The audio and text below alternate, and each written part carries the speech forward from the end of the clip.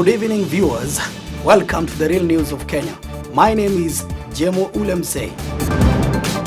In our news tonight, kama wewe nataka sisi tunaletea wewe ground, alafu hiyo ground unapiga kelele, iko price yake.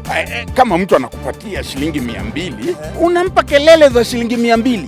Kama mtu anakupatia shilingi 500, unampa kelele za shilingi 500. Mambo ya ground wachana nayo. Kwa ground tena vitu zimebadilika. Si venye tulikuwa tunafikiria. As we gear towards the 2022 general elections, political rallies are becoming the norm of the day. Our reporter Cliff Kidevu spoke to a rally champion. Have you ever attended any political rally? If not, worry not, because today I'm here with a rally champion. No, hold on. Sio uendeshaji wa magari. Huyu ni gwiji wa kuhudhuria mikutano ya kisiasa nchini Kenya. Ameihudhuria kutoka kitambo, akahudhuria miaka ya hapo baadaye, anaihudhuria mpaka wa leo na bado ataihudhuria. Come, let's talk to this guy. Mzee, vipi? Yes. Introduce yourself. Unaitwa nani mzee? Mimi naitwa Jakaya Chakaka. Jakaya Chakaka. Yes. Jakaya Chakwaka, tunasikia kwamba umeihudhuria mikutano ya kisiasa kutoka miaka ya kale. Je, pengine eleza watazamaji ulianza kuihudhuria hii mikutano kutoka lini? Zamani sana. Zamani. Mwaka wa 1969. 1969. Yes. Kwa hivyo kutoka huo mwaka umehudhuria mikutano mingapi ya kisiasa? Mikutano nimehudhuria, si mchezo. Nimehudhuria mikutano 135. 135. 135 political rallies. Yes. Zote ukienda ukicount 111. Yes, and I can tell you, I can remember very important points katika mikutano zaidi ya 120. Kwa hii mikutano ya kisiasa or in these political rallies, what was your main role? Kabisa kama kwa political rally umeitwa, kazi yako haswa ilikuwa kufanya nini? Unajua, mimi nikifika pale, kazi yangu kubwa ni kuhakikisha, unajua nimekuwa na kazi tofauti tofauti vile miaka zinaenda zikibadilika. Nikiwa kijana, ungenilipa, nikuje, niongoze wale vijana, ndio tuonekane wengi, tuimbe, turuke, tupige makelele. As their leader, Mara ya kwanza, Sasa ikaja wakati ambapo sasa nimekuwa mtu wa umri ya kadiri. Ikawa sasa sisi ndio wale ambao tunaitwa, tunaenda pale, tunakusanya vijana, tunawapatia zao na kuwapa instruction ya kile watafanya. Kama wewe ni mtu wa kelele ya base, na malipo yako na base, fulani tosha, fulani tosha. Na kama wewe ni mtu wa tena, tunakupatia hiyo ya tena. Unajua tena ni sharp, inaenda juu kabisa. Kama wale wa soprano, unawajua wale akina mama wao, wow, sasa. Kwa hivyo kikundi chenyu mlikuwa mmechanganya vijana, wazee, wa mama as their leaders, yani mna organize kama kuna political rally, mnawakusanya, mnawaambia siku fulani tunaenda. Hivyo ndio mlikuwa mnafanya? Okay, that's not what I meant. What I meant is that during that time when I was a young man, I was doing it as a young man. Then I became a middle-aged man. I was doing it as a middle-aged man.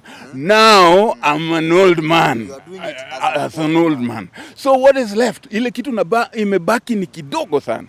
Na kile kimebaki ni kwamba ni kueleze tu ya kwamba saa hizi yetu ni kukaa pale katika ile komiti ya wazee, ita vijana, ita wamama na kuwaeleza kile watafanya.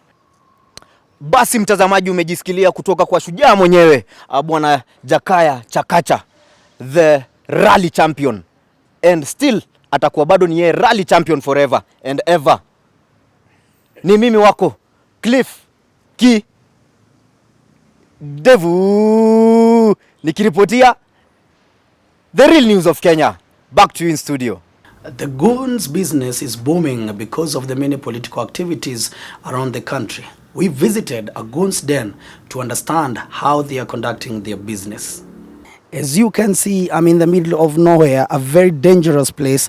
The goons have requested we meet here.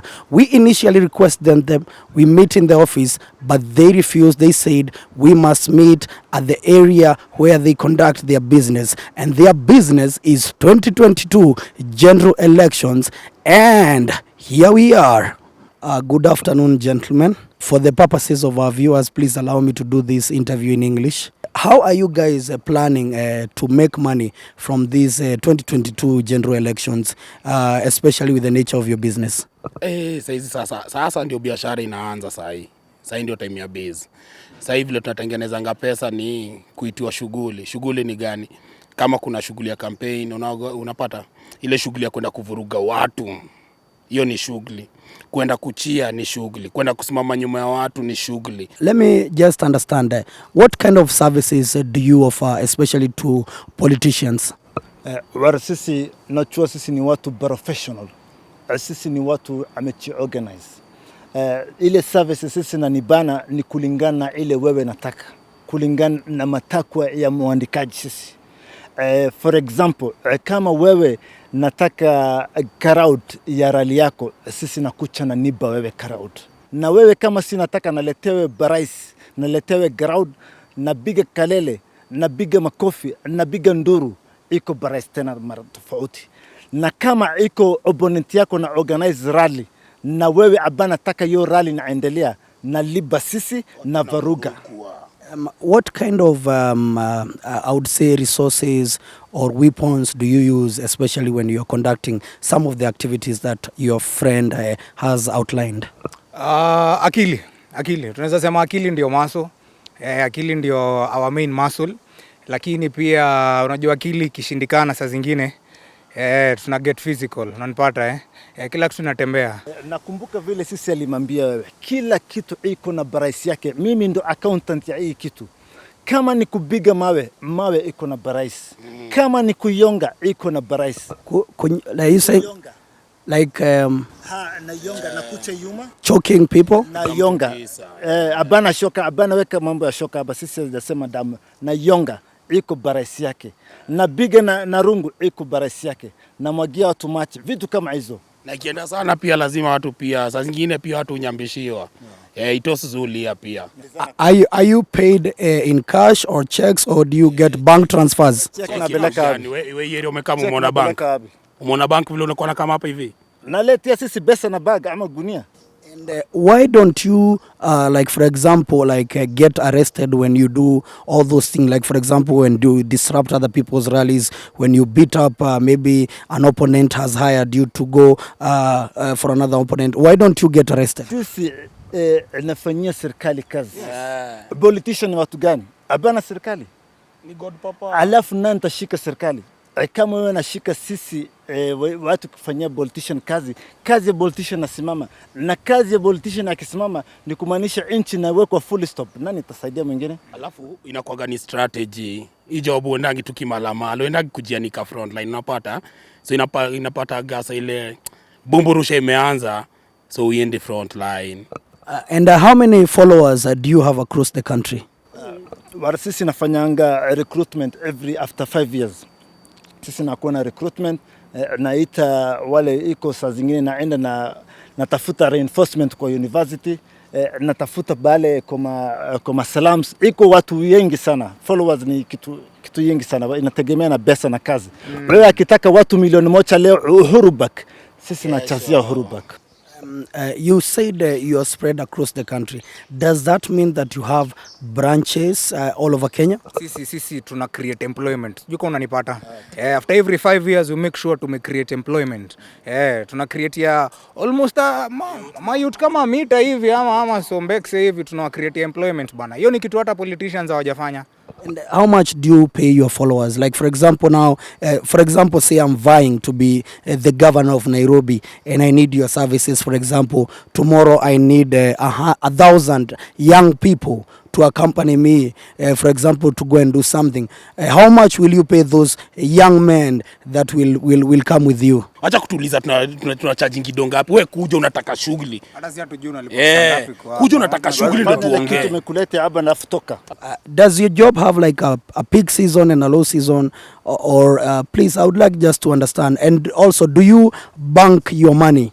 Like once you are paid, do you bank? Abana, sisi iko na kitu naitwa safe bank bale kwa yumba, sisi ameweka pesa yetu kwa yumba. You have heard it yourself. If you're planning to vie or run for any political office, definitely you need the services of the people behind me. You just need to pay up the price and they can mobilize, they can disrupt, they can beat up your opponents, and definitely they can also influence the choices of the voters in your region. Reporting for the Real News of Kenya. Opinion poll firms are trying to outdo each other on who has the best data, especially during this political period. However, a new company, the Ground Listeners Limited, has decided to take the game a notch higher.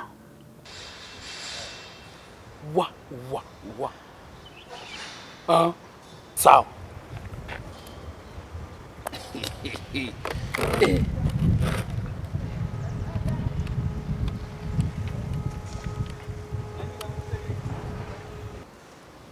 Ni kumoto my friend.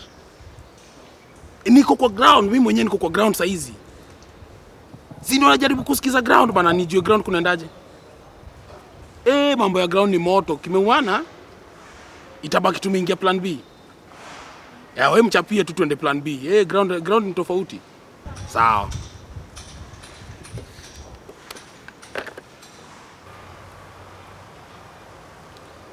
Halo profesa. Haye, war mimi alikuwa nataka wakati wewe napiga ndo mimi nasikizia wewe ground na niba wewe live feed. Wewe iko na kalamu na kitabu. Haya tuende kazi. Upande windward side kila kitu sawa. War ajaib. Pamoja na upande leeward side kila bahali iko sawa. Watu nakushasema wewe ndo babi yao, wewe ndo mami yao. Sisi nahitaji tu kupiga correction kadogo tu. Unamshi problema. Haya maa salam.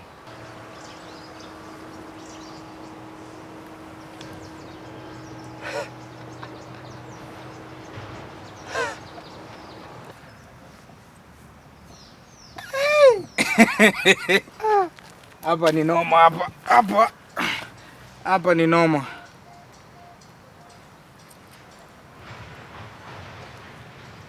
Bazu.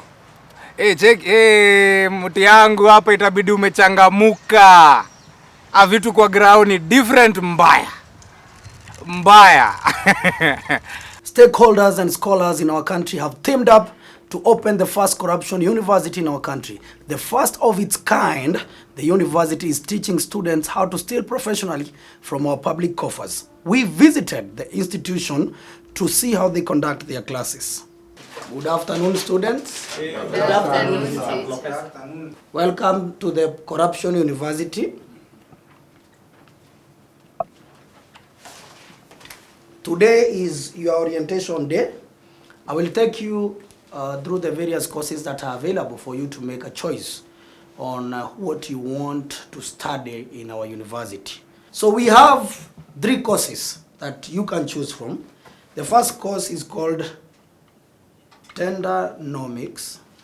Tendernomics, in this one, we will teach you how to identify tenders in various government institutions, whether in the national government or in the county government. As you all know, there are processes that goes around so that you can get a tender. For example, you have to be pre-qualified. You have to know who sits in the tender committee, who sits in the pre-qualification committee.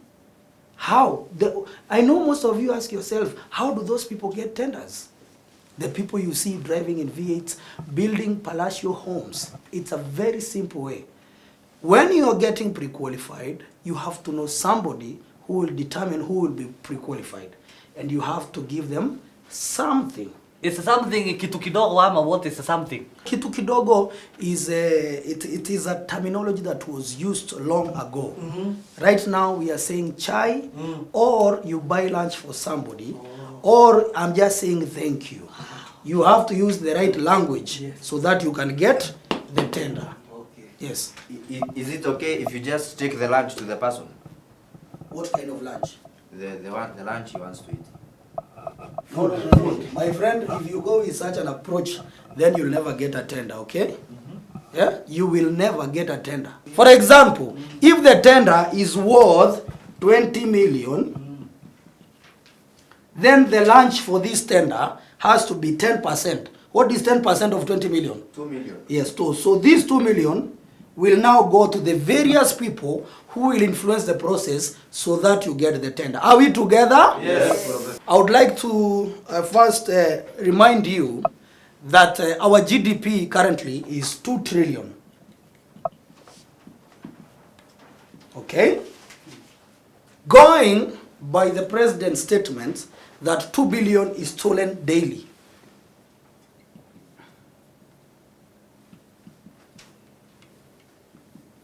Then 2 billion, how many days are there in a year? 300. No, 365. And a half. And a half, eh? Okay, it depends which year, okay? So we can say approximately 730 billion. You guys need to position yourself in this. Do you know if today you are given 1 billion shillings, Kenyanjui? Yes. Do you know the power of 1 billion? What is the power of 1 billion? I can be the president. No. You cannot be the president with 1 billion. 1 billion, if you place this money in a fixed deposit account and get an interest rate of 10% per annum, Okay. you can be making 100 million every year just from your money being in the bank. So that is mean if you divide this by 12, you have 8 million per month to spend without touching your principal. Are we together? Simple mathematics, eh? Brabiology. Okay? So you can choose to be on the side of business or to be on the side of giving the business. Do you understand what I'm saying? Yes, Professor. So this one is when you are a business person. Yes. Okay? We know not everyone is blessed to be a business person. But now you can place yourself somewhere that the people who want the tenders will have to bribe you.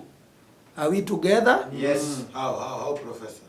So for example, there is a tender of 20 million. Let me use 20 million again.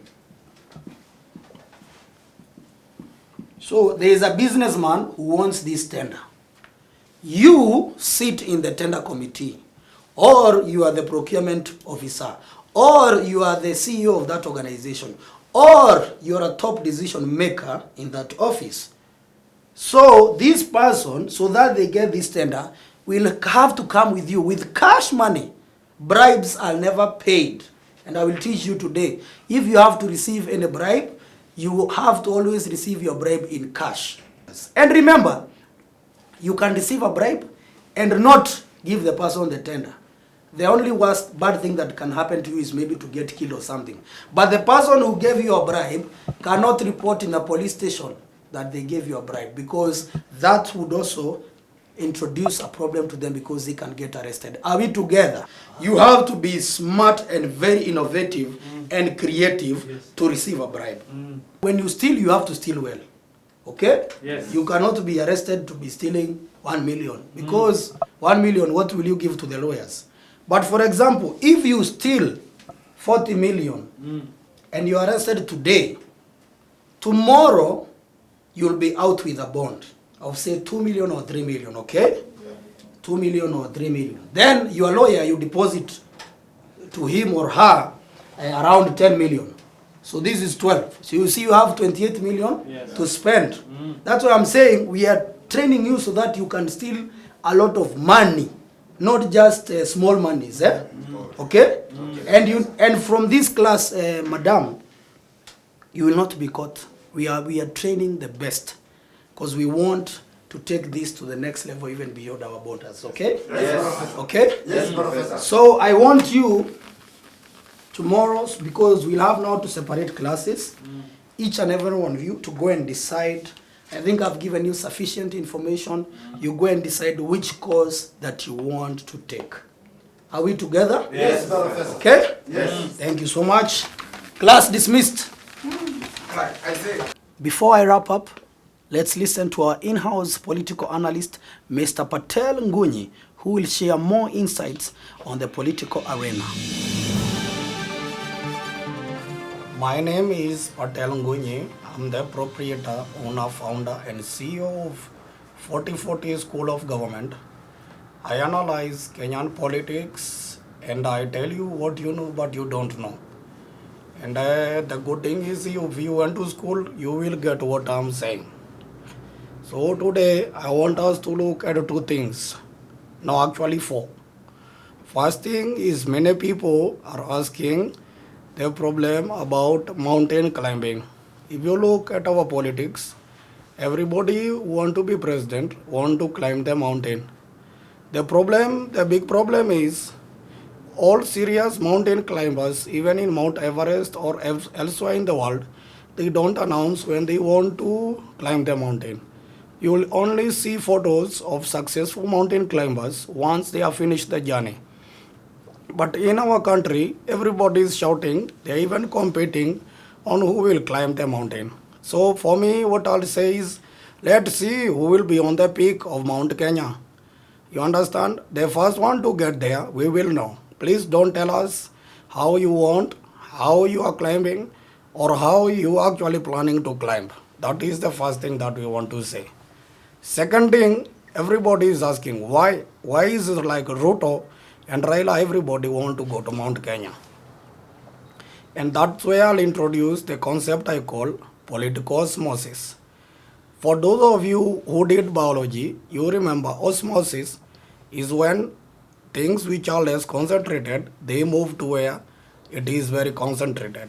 So if you look at the vote basket in Kenya, you understand that central Kenya has a lot of votes. So that is the most concentrated place with votes. And that's why you understand anyone who want to be president want to come to central Kenya because they know if they get their votes, now they will become president. And that is the concept of political osmosis. It is for you to know how will your osmosis work for you so that you can rule us.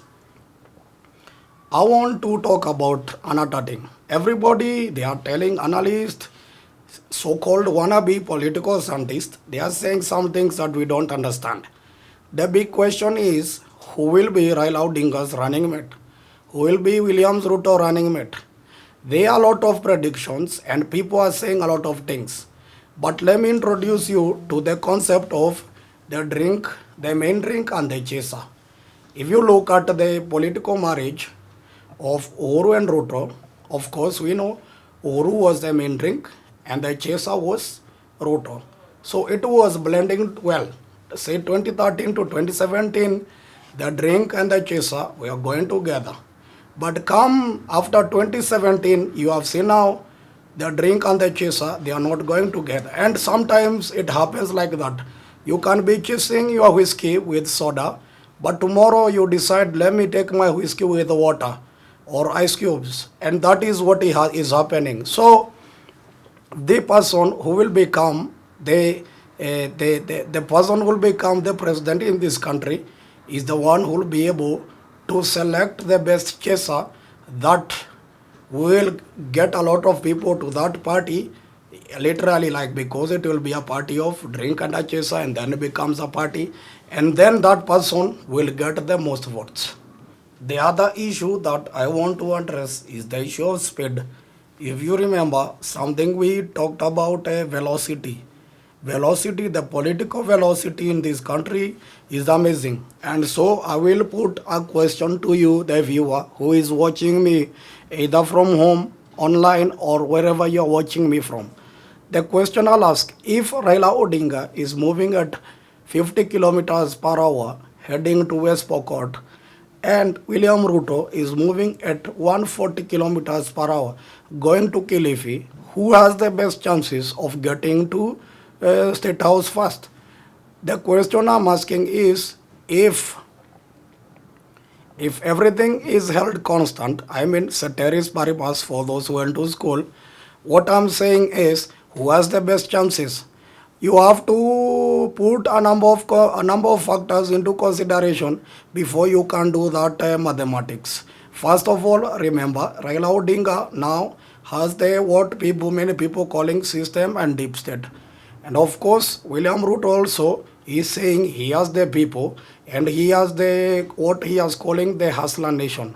So if you want to do that mathematics, I am not solving it for you.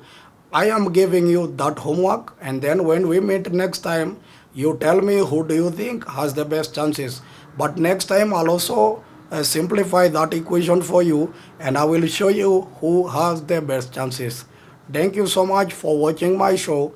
Keep subscribing and keep listening to my views and analyze what I'm doing, because I'm the one who will tell you who will be president and who will not. Thank you.